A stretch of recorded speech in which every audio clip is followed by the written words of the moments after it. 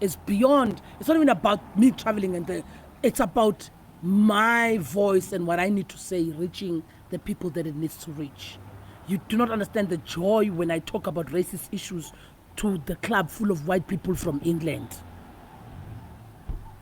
How difficult is that experience? It's a most beautiful experience. Is it beautiful? Because yes, black people are the first one to feel sorry for white people's issues.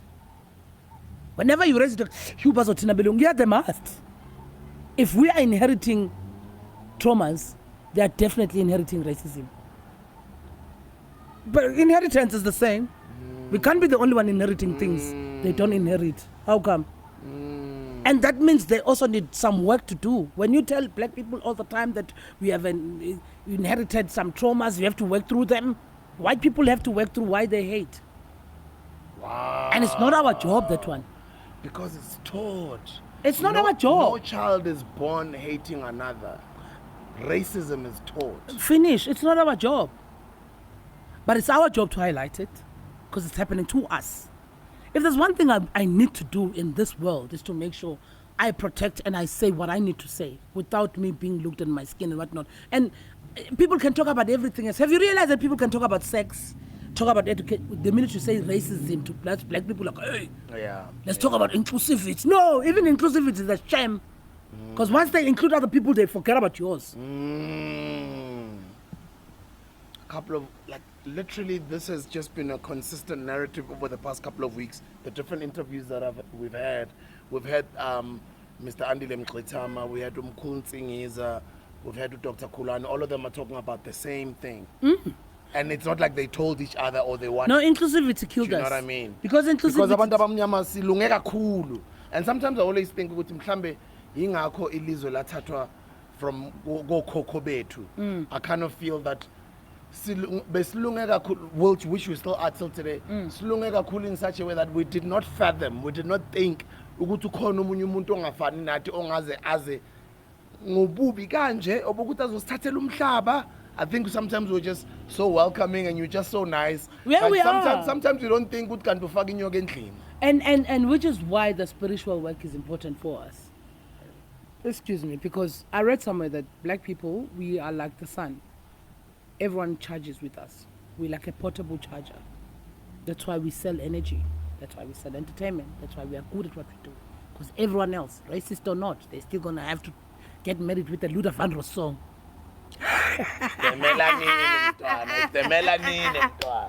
You know what I mean? Like the magic potion. Yeah, I think our fault is us not working on our spiritual space to work for us. Because I want to I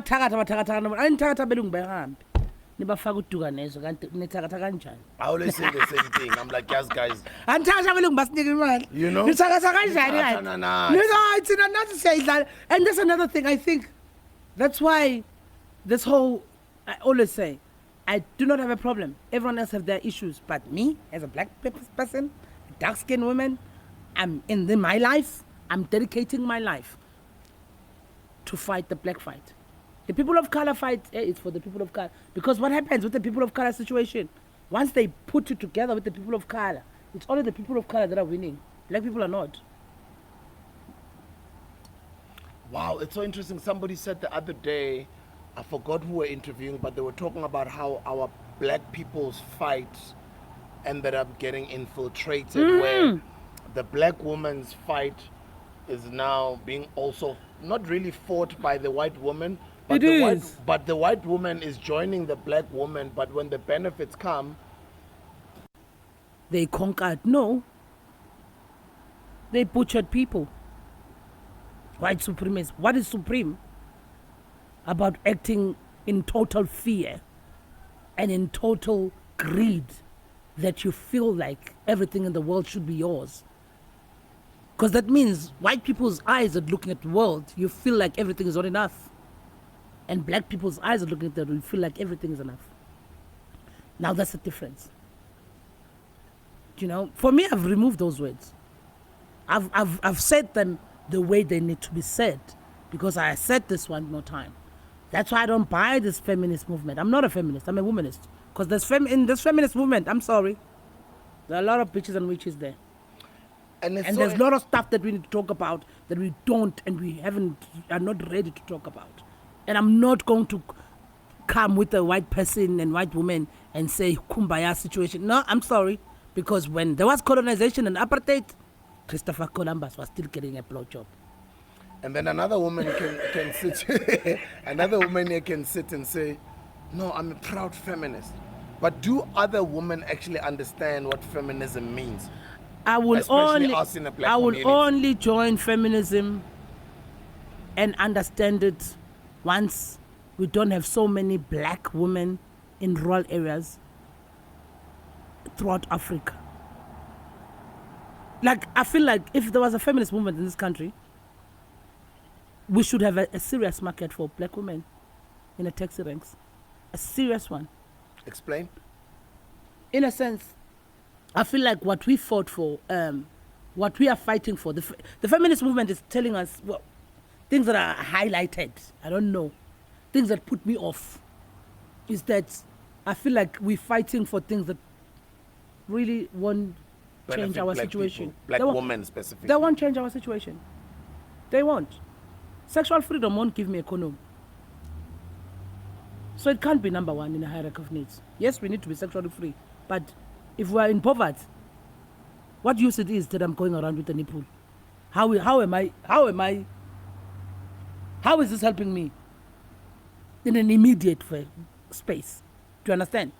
And I understand it's important, but we've moved. The hierarchy of needs of what we want as women has shifted from what black women have been suffering from. But somebody else can say, but we've been living in a patriarchal world all along, being controlled by men. Yeah, but all I'm saying is the men control you because you don't have finances. Imagine women fighting for more financial freedom than sexual freedom.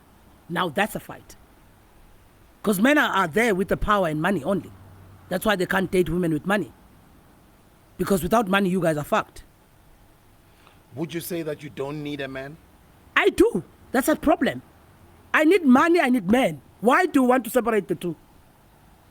If I have money, what automatic conclusion that you drew and said, then that means you don't need a man? No. I need money because I love good things. And I know life is expensive. And I know as a black person, I must break the generational curse. But I need a man because I'm a human being and I'm a woman. What's that got to do with the other? Do you think there is an intentional agenda against breaking up the black family? Of course. And emasculating the black man? It is so easy. And I don't care who says what. And you see it clearly because right now, count and tell me straight black men that now we look up to and celebrate. According to you, what is the meaning of toxic masculinity? You see, it's another phrase. Yes, there are men who are horrible, as much as there are women who are horrible. And black women and black men, I think this whole thing is to understand that we are in the same basket here. Yes, black men have been fucked way too much because we must also understand men as a species, whether they're black or white, they're dumb. Do you understand where they're operating from? Because even white people are dumb. Their anger comes from being dumb. Their greed comes from being dumb. But because they have money, we look at it as something that is nice and superior, and they haven't won anything. That's why they have a lot of issues with depression. Because the happiness doesn't really come from you grabbing everything from everyone. You know what I mean? Like the greed that has been shown from a European man shows that that person is insane. Why are we celebrating that? And when we understand that as black women and men, we are in the same basket, because now they're separating us by sexuality. They used to do this with religion and education. Now it doesn't work. They used to use sexuality to separate. Do you understand? And in the meantime, all black women are made to feel like, yeah, I'm strong, I'm doing this, I'm that. They just want us to pay tax. I'm well aware of that. So like the patriarchal system that came with white people and colonization, it's not like it's working for me. Yes, it's good for me to have money, but believe you me, all thing was designed so that I can pay tax. It's good if you pay tax and I pay tax, then you pay tax only. It doesn't work for the government. It works for the government if we both pay tax. But now it doesn't work for the community if I'm by myself and you're by yourself.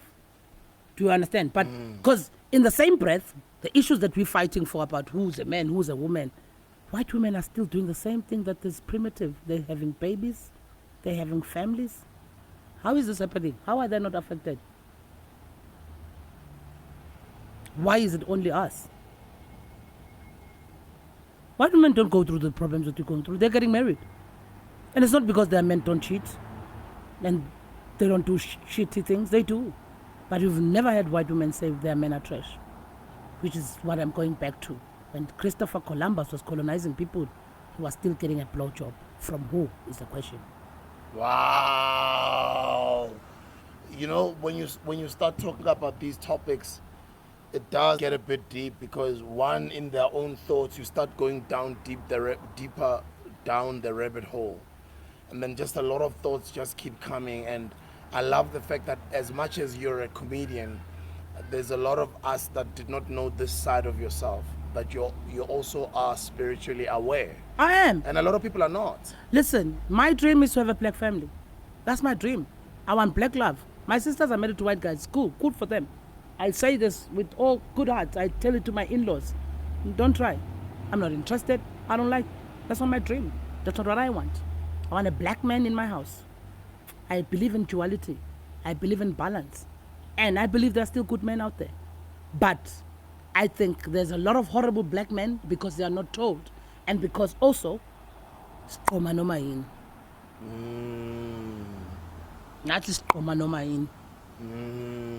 don't ask for what we need to ask. We ask for money. That's the cheapest thing you can ask from a man. And money, you guys can work for anything. Whatever that you want, achieving things is in your nature. Because we are providers. But character. We are meant to go and hunt. But character is a different ball of game. That's why I don't ask for money. Come sit here. It has gone. Who are you? Because then that's when you have a glass of wine. That's when you see who's. You know what I mean? Because I think when we operate in silos. Okay, what is the end goal? Do we just want women to be there and powerful and don't give a fuck and all men are rubbish, and then what? What is our end goal? Do we want our kids to have fathers? What is our end goal?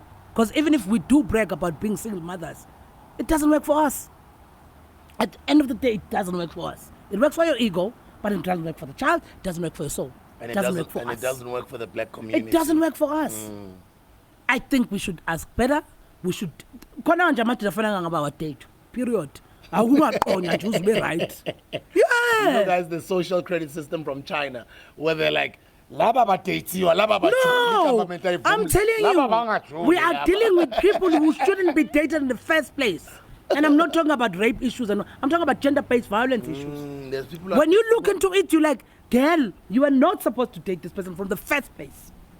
It's unfortunate, but now don't blame the victim. I'm not blaming the victim. I'm saying, before you are a victim, date better. Because if you're going to ask for a bag, because South African women are swimming in gender-based violence and Louis Vuitton bags. How is it happening in the same time?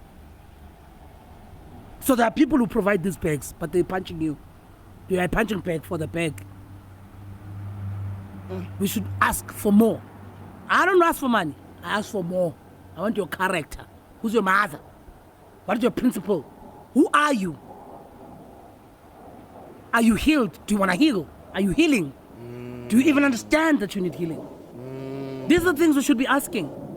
Not this fucking shit about that he gave me 10,000. But, and that's another thing that shows that we are not together. If we understand black women and black men, that we are all in the same poverty. And by this I'm including Cyril Ramaphosa and Mutsepe. We don't have money. We don't. It was shown during the pandemic. Black men had nothing to say. Money was talking, not you guys. We're with us in the couch, waiting to see Sian Nimserizing. So we are together in this thing.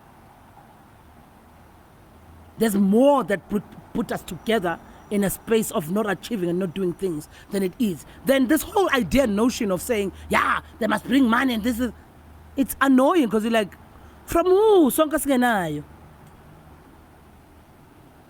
who? We should ask better. characters that are building. Are you going to be with this person to build? You know? And also men, they need to understand and learn that this world cannot run on your, you know, liking whether you want to have sex or not. It can't be sexual, how you drive your life. It can't be. And no matter how many people you sleep with, if you don't know sex, you don't know sex. You can sleep with 50 people. That's why there's so many fuckboys you can't fuck, unfortunately. There's a lot of, but you know what I mean? Like, it's all I'm saying is we entertain a lot, because I travel and I've seen what other women want and require from their men. Totally different than what we want.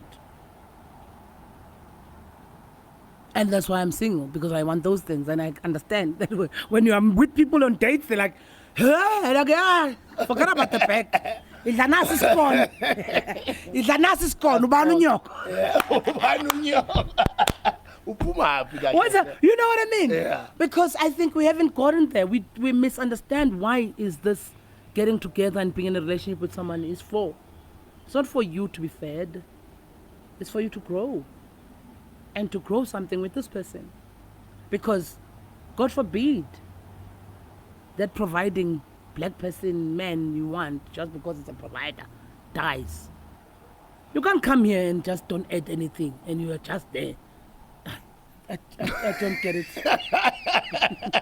I don't get it. Just like that line. You can't just come, you are just there. Like you are just, 5 W's. Wazalwa, wapila, washa, wapele, wafa. You know what I mean? Like, 5 W's, I love that. 5 W's. Hi. You know what I mean? Oh, man. You know, when last did you have a woman that sits in front of you and says, okay, Sbu, so you and parenting, Nigupi, what have you learned? You know, would you want another child? And that's why people go crazy, because they don't ask each other anything. Hey, in this country, there are people in relationships for years. About status, about bank account, about what to chola, what's that child? Come on. Wow, guys, I want Celeste back here. This is so beautiful, because for me, she's like, uCeleste is like my own sister. You know, when I watch Celeste perform for the first time, a full show, I'm not talking snippets or TV or clips. Like, I went to Silver Star Casino. That's when I met her family. You know, that was the last big show I did. I met everyone. That was, I think, just before you went to international. Yeah, that's and for me to sit with you, Konamanje, and everything coming full circle, you sharing with me your successes overseas. Although it's only actually those successes were also disturbed by COVID. Yay! Because COVID young man. Well, COVID actually, you know when you were in LA? Yeah. Those were like everybody's cast. I know. And some was on fitter. When that Nipsey Hussle thing happened, you were there, right? Yeah. I was in LA. I was already I was staying in LA. Few months after I was that. brought back home by COVID. Because I was not sure and I was quiet because I didn't want people to know. But when COVID happened, I was like, because I don't know when you know, and I've been here since. My first travel after 2 years was just 2 weeks ago. I felt so great because I've been here at home for 2 years. Not going anywhere. And this is like you're a person who travels every month, every week. Now you have to sit for 2 years. Yeah, I got that. And for me, it was nice because COVID happened just when I came back from LA, because I did the Toronto, New York, and I went to LA, which was February. My pale February. After a week, I came back. I did a show in Durban the following week, and I did something for Showmax. The next week, got to a COVID. So you understand, I've already planned, and then people from comedians from LA were like, when are you coming back? Are you? Oh, I'm like, yo, Mina, for the first 6 months of COVID, ben patala ma rent I too. Ben patale LA, patala na like high. Because I did not know what COVID is. Nobody knew, the whole world. Yeah. For a few weeks. Oh, guys, COVID. Oh, that was too Celeste. much. That was too much. But then again, it came with a lot of lessons. What are some of the lessons that you say you take away from COVID? To be honest, it was shocking. It was, but on a deeper level of spirituality, I was like, yeah, it had to happen. After maybe by my April, I was like, yeah, actually, this thing has to happen.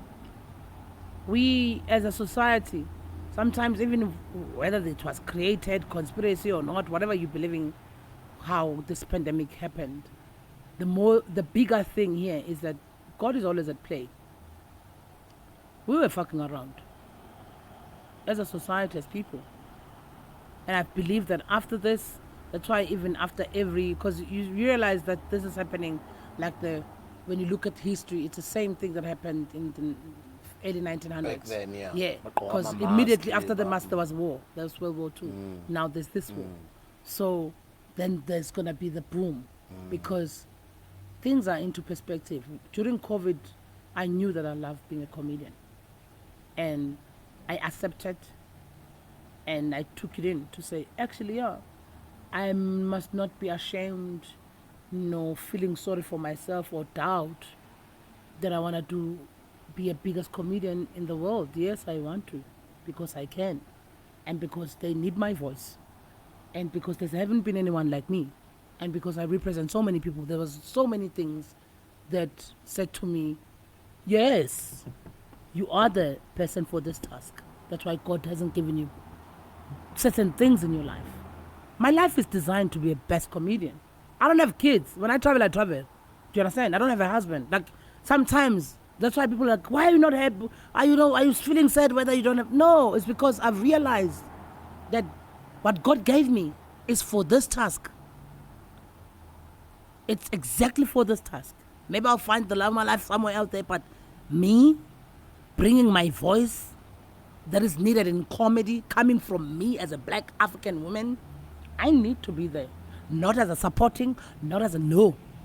I'm a main comedian. I see myself as Dave Chappelle. I do.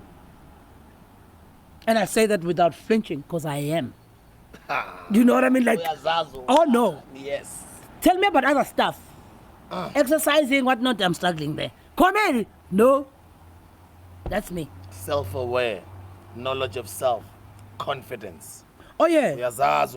And I've realized people like me who've been genius, because patriarchy and colorism has done two things. Deprived the people from their joy. But it's Friday. Okay, last it's fine. Guys, it's a Friday. It's a Friday. Yeah, that's fine. I'll go down my room and she's my sister. It's okay. So I'm saying, I think I watched Nina Simone and I read about Miriam Makeba and her. You know what I mean? Like those women who I look up to. And everyone else will say, oh, you Kabangu to Nina Simone? Yes. Because, yeah. Because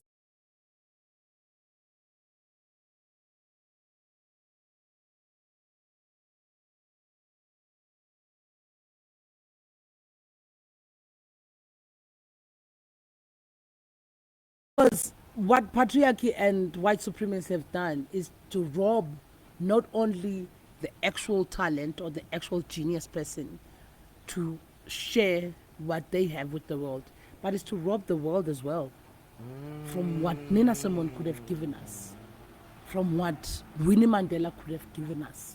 We will never know the things we are going to gain from her by the society and the patriarchy in the part to allow it to be. Do you understand? We are now being robbed of Caster Semenya's talent. We are being robbed. It's not only on her. It's not only her that is being robbed. It's us, I know. It's got nothing to do with me because I don't get that money personally, but seeing her doing her thing makes me do my thing better. Do you understand? So I know now that definitely I'm not in the world where, even now when they say they're playing Black Love, there's always a light-skinned woman with a dark-skinned man. There's never Black Love. Just fucking give us two black people who love each other. Why is this difficult? Why do we have to go, oh no, but he's me? No, can we just get black love? Which is why I have an issue with the whole people of color. That's why they fuck us over. Because it's like, no, but it's inclusive. No, we haven't had this opportunity of seeing ourselves in this light. Let's see ourselves in this light. Why is it that difficult? Why is it that when a woman is transitioning to be a beautiful person, it has to be light skin? Why? Are we that primitive? And then we claim to be ahead of time. And no. For me, because I'm still in the back of the queue, I feel like everything that has been done is not enough. So I'd rather do it myself. She's just said for her being at the back of the queue,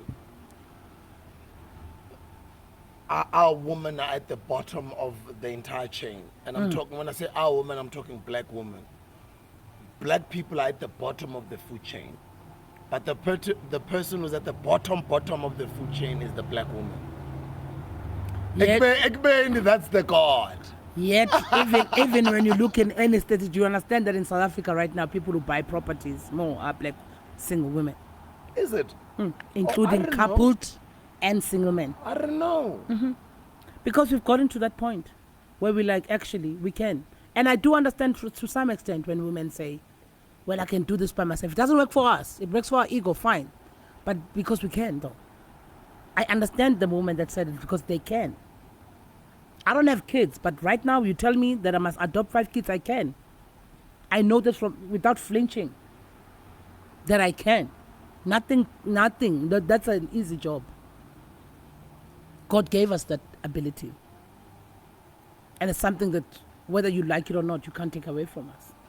And also, which has made most black women angry, because I think as much as we have that great ability, we must use it for our own enrichment, for fulfilling and giving ourselves love rather than to fight. We fight a lot. I was saying to Penny Libiane, brah, we can't be as black women constantly saying, yeah, men are trash, yet at night we're praying for a man. Which one?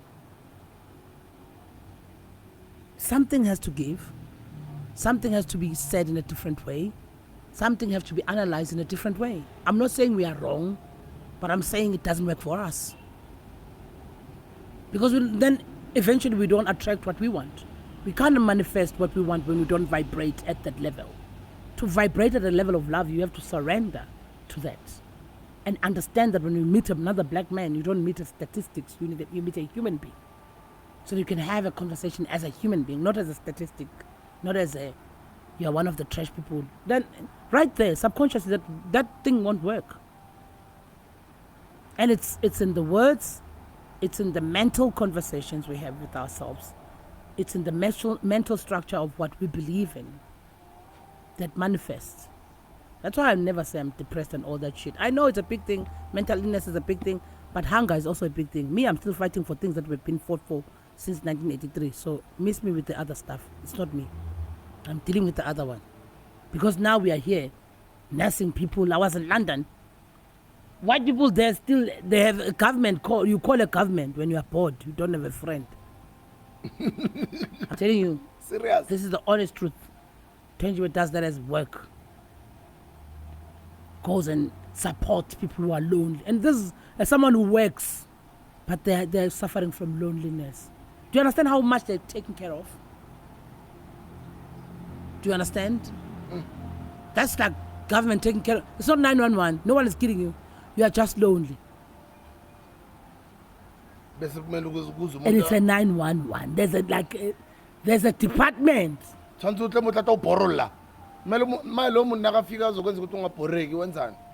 No. Talk. We are invited even to the funeral. They invite you to the funeral. You are not invited in the funeral.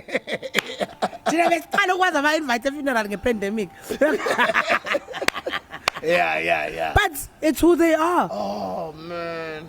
But I feel like, yes, I'm standing on this. As South Africans, there's a lot that we're dealing with. Politically, historically, personally, whatever it is, but it's a lot. But try to unpack it before you just immediately call it depression, anxiety. No, you are broke, you're heartbroken, you are fat, you have to pay for black tax. Name it so you can work on it. But if you put it in an umbrella space, you are inviting this thing that you can't control. And everyone else is sitting here thinking, am I going to kill myself? No, I still need to be a billionaire, sorry.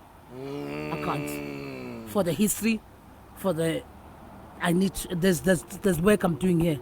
So stop putting a bandage Yeah. instead of dealing with the actual root cause. Yeah. Exactly. If the root cause is the fact that the government fucked up, yes, the government fucked up. Let's not be scared to say that, so that we can heal ourselves. It's been 20 whatever years of fucking up. We need to fix that. Then we're not going to go around and... Because now I think people go with the misdirected anger and unsatisfied emotions. You know? That's why people who are rushing, should I be a whatever, a feminist, or should I be depressed? Which group should I belong to? You don't belong to any group. Just unpack what goes through your life. It's life at the end of the day. And I think as a generation, we forget that whether we are advancing this life in however way we think we are progressing, life is still life. It's one thing we can never gonna microwave. It's life. You're still gonna hurt, you're still gonna miss people, you're gonna lose people, you're gonna give birth, you're gonna have misunderstanding, you're still gonna lose the love of your life. Like this thing is happening. So we are not immune because we are in this generation of life. Do you understand? Life is not immune. We still wanna go through life. But because we want everything, and then even when we get what we want in life, we claim that it's our own doing. Right there, the lack of gratitude and the level of just being ungrateful is proportionate. It's crazy. Because little things of being grateful, understanding this is not you, understanding it doesn't come from you, it's God, humbles you and keeps you in check and gets you understand that this is life. Do you understand? Like, I think that's where we must get into. Be honest about certain things. When I was going to London, I was like, no, some priorities had to change. I sold my car. It was a fuck up. I sold it. And I don't have a problem whatsoever. People are like, no, there's Uber. I'm even lucky there's Uber. It's not like I'm in the rural areas. There's Uber. I have a driver. I have someone to can. Why am I worried? I'm going to get the car. Now I'm dealing with other stuff. Traveling is important. Otherwise, I'm going to go crazy. Trying to look like a Celeste that people think I am. Oh, whatever that you think I am, I'm a work in progress as much as I'm a superstar. There are some certain things I'm still working on. You know what I mean? Like, I think we're putting a lot on ourselves. I'm a work in progress. Because we turn to be too hard on ourselves. We're in a generation that is exposed to so many images of people that are portraying such a very, very successful life that they're also not living. That then penetrates all the way down to our children or our youth's subconscious minds, that they believe they're nothing, and they always feel some sense of validation, and they always just need that dopamine to always be to be validated over and over and over, so much so that when you're not ready yet. You're only just 21, you're only just 27, you're still building, you're still young. Even when you are 30. Even when you are 38. I'm 43, I'm still young. Sbu, where do you understand? In different ways. When I do that, I've been doing shows during COVID and everyone else, and I knew didn't make any sense why do we do the shows in Malia better, because the thing is about me, my shows had to make sense. You've been to my show, I have a band. Yeah. Nyaitasa. Yeah. I don't want you to come. I can't be here and claim that I'm a best comedian and guys, we're telling come to my show. If you have never checked out a show, go to Netflix right now. You know, so when I do the shows, I sell culture. In my last show, I had Lebo Mashile on my show. Killed it. Hi, Lebo, how are you, my sister? Murdered it. And because even her, she was like, thank you. Because there I was on a show where I can do any poem. You just gave me the audience. And I was like, but we should curate our own culture. We should determine what is culture. We shouldn't wait for channels and media to sell us. Well, now, the way we are doing comedy, we try to incorporate and then white people believe that this is their idea. No. I can have a band. I can have a poet. We sometimes, the rules of media tend to undermine the intelligence of the audience so much. Say that again. Most of the rules of media. The rules of the media, because they're selling corporate, they undermine the intelligence of the audience. Wow, tend to undermine the intelligence of the audience. It's about, I know, who told you? Who told you that black people can't sit there for 30 minutes and listen to poetry? Who told you that we are below that? Who said this must be for the elites? Who are the fucking elites that should be entertained by the real culture and art that is encouraging and inspiring? And now we get the riff-raff of, yeah, it must be naked, they're gonna love it. Which audience are you talking about? Me, I do not undermine my audience's intelligence. I know they're gonna get me. I know it's what they want. Beyond the riff-raff of just, let's do what is happening and what is hip and it's going to give numbers. And what is trending. Numbers is not mental. It's numbers. Numbers, it's what Boxer Cash and Carey fight for. But they're not Woolworths. It's fine. You're talking about my clients now. It's okay. I sell more fire. It's my numbers. All I'm saying is, we can't now think everything needs to be sold through the channel of numbers. Otherwise, why we have Rolex? So why is that there's this umbrella understanding that more especially when you entertain black people, it must be a bit of a rubbish thing. It must be wretched. It must be wretched. It must be too loud. No. You know what I mean? Lebo Mashile got a standing ovation before she did the second poem. Ntosh was like, fuck, now I must go after and do. I was like, yes. As a comedian, every comedian there, as much as they had other poets, after one night, because we had 2 nights, the first night, all comedians knew what I was doing, including the audience. Who should listen to Lebo Mashile only? Isn't she writing for us? So why is this placed for only who's the fucking elite? We need this culture. It heals us. It makes us better. We resonate. This whole thing of dumbing down black people, for me, it's annoying. Which is why I love my craft, because it's giving me a chance. When I was there at the Leicester Square Theatre, all those Angolans, Ugandans and Ghanaians and South Africans and all those black people understood me very well in my political jokes. Because that's what they need. They were laughing, they were relieved. They have so much pent-up issues from work, from so many issues. I relieve them. I can't come there and be showing them a nipple and then thinking this is what they deserve. Who came up with this idea? Because I don't see any trailer park media saying, yeah, white people need trailer park trash shit. No. That's the problem. That's the depth that she has, guys. And she can go on the whole day as much as I can go on the whole day. I love her so much, and I'm very proud of her successes over the years. I'm sure a lot of you guys are inspired. If you didn't know her story, it's not the last time. She's going to come back, and when we reconnect again, we're going to be catching up on everything she I want what you're wearing. This thing is nice. I've been looking at it. I'm like, yo. Oh, you mean this? That's so cool.